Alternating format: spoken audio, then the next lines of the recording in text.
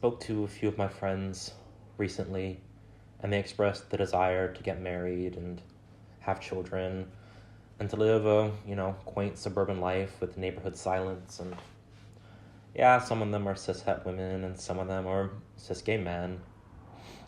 And I find myself wanting none of this. My identity as a trans femme is an inversion, and my life path too. I live in defiance of these aspirations. The perfect life for me is living in an apartment overlooking some downtown area, maybe in San Francisco or Oakland or San Jose or Riverside. And I wake to the sounds of queens shouting below, leaving behind a trail of beads and sequins. And I visit each of my lovers' bedrooms and kiss their foreheads until they wake. And as I make my morning decaffeinated tea because my doctor keeps warning me about caffeine in my heart, I hear a local musician on a milk crate below playing the harmonica and singing old Joan Baez records. I tell this to a friend and she says this is a sad and really miserable life. And I say, yeah, it is, because I know none of this can really happen. When I Have Fears That I May Cease to Be, by John Keats. When I have fears that I may cease to be, before my pen has gleaned my teeming brain, before high-piled books and charactery hold like rich garners the full ripened grain, when I behold upon the night's starred face huge cloudy symbols of a high romance, and think that I may never live to trace their shadows with the magic hand of chance, and when I feel, fair creature of an hour, that I shall never look upon thee more, never have relish in the fairy power of unreflecting love, then on the shore of the wide world I stand alone and think, to love and fame and to nothingness do sink. My endocrinologist asked me if I'm non-binary, then what am I transitioning into?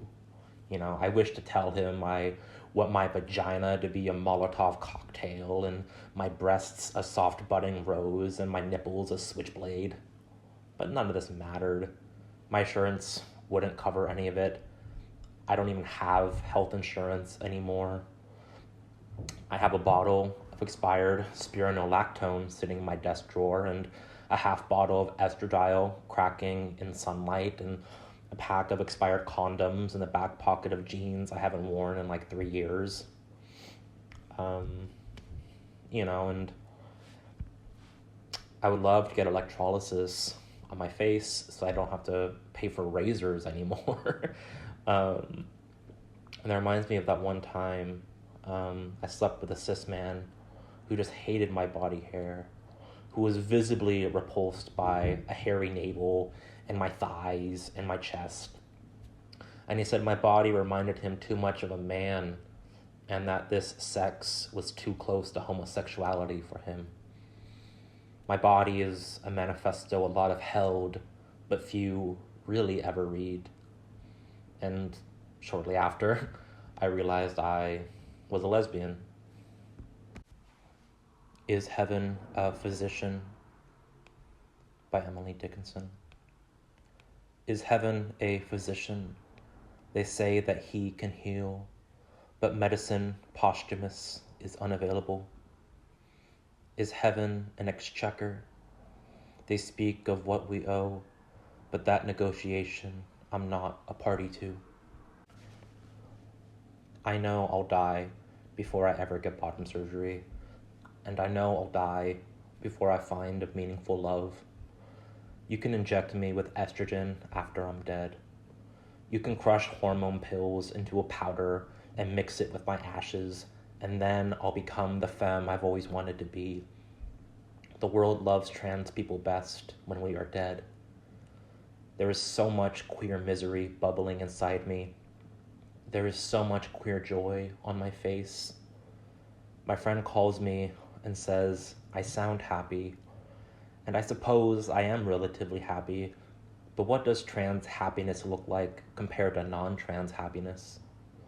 I'm happy I can present feminine in public, even though the result is a lot of stares because of my broad shoulders, and if I speak, then all they see is a man in a skirt. I'm happiest when there's no public perception of me. I'm happiest indoors with friends or on a faceless phone call. I can be happier if I had health insurance and hormones and someone who wakes in my bed and doesn't have to leave for work, but instead stays and we kiss through cotton mouth and morning breath. And I'm no role model. I'm a self-destructive queer seeking those fleeting and brief moments of intimacy in an attempt to soften my loneliness. And what do I do with all this loneliness, and really, what can I do?